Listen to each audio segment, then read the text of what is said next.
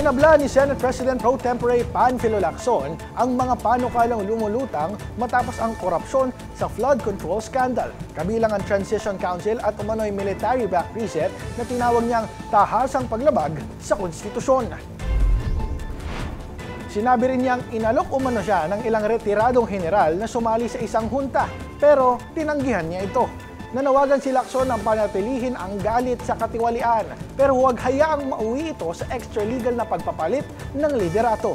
Giit niya malinaw ang konstitusyon, hanggang speaker lang ang linya ng succession, kaya isinusulong niya ang designated survivor mechanism para humaba ang pagpila ng papalit kung sakaling may sabay-sabay na maupong leader ang mawala.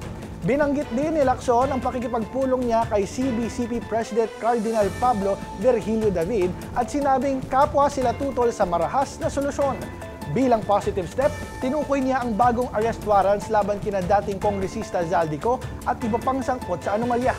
Gayon din ang pagtutulungan ng Senate Majority at Minority para gawing mas transparent ang 2026 budget. Nangako rin ng Blue Ribbon Committee na ibibigay sa DOJ at Ombudsman ang ebidensyang nakalap nila.